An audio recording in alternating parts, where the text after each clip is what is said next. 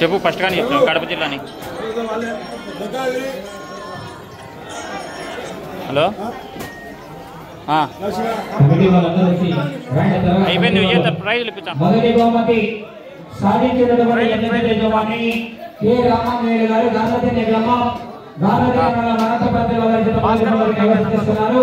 ఆ యొక్క మొదటి బహుమతి 60,000 రూపాయలంతా పోచంరెడ్డి రవీంద్రనాథ్ రెడ్డి గారు మాజీ శాసనసభ సభ్యులు జిల్లా అధ్యక్షులు మరియు పోచంరెడ్డి నరేంద్ర రామాంజనేయ రెడ్డి నియోజకవర్గ ఇన్ఛార్జ్ వారు మొదటి బహుమతిగా 60,000 రూపాయలు విధానంగా ఇవ్వడం జరిగింది.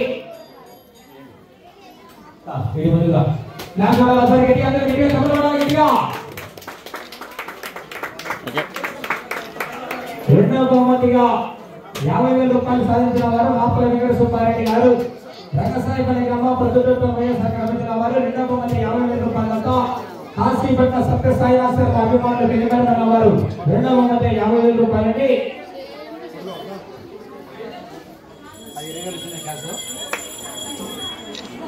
ఓకే.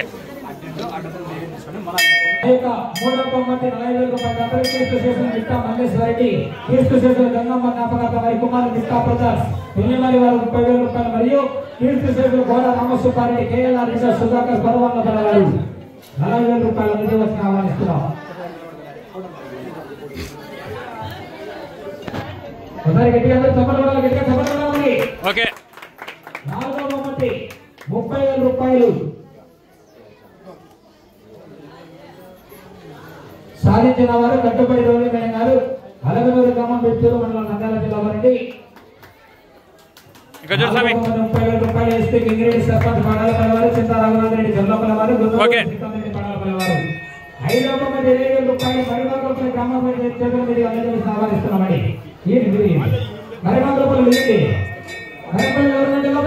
ఐదో బహుమతి దాత చదువు సామి, దాత చదువు ఎద్దుల ప్రైజు సాధించిన వాళ్ళని చదువు.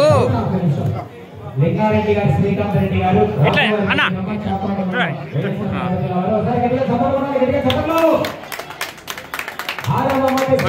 వారు గుత్తి ఆదిల్ గారు కమలాపురం వైఎస్ఆర్ కడప జిల్లా వారు.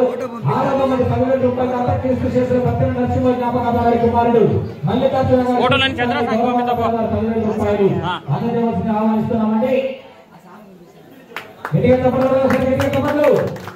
ఈ యొక్క కార్యక్రమానికి సహకరించినటువంటి బహుమతులు అందజేసినటువంటి ప్రతి ఒక్కరికి ప్రత్యేకంగా ధన్యవాదాలు.